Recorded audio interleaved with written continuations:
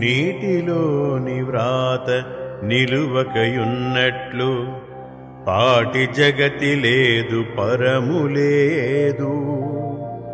మాటి మాటికెల్ల మారును మూర్ఖుండు విశ్వదాభిరామ వినురవేమా.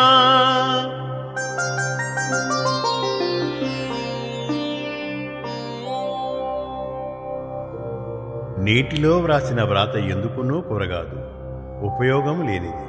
అలాగే మూర్ఖుని స్వభావము మాటిమాటికి మారుతూనే ఉంటుంది, మంచి చెడ్డ అని ఆలోచించదు.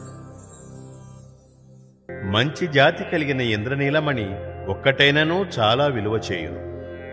మెరసడి రాళ్లు తట్టెడున్నను దాని విలువకు సరిపోవునా?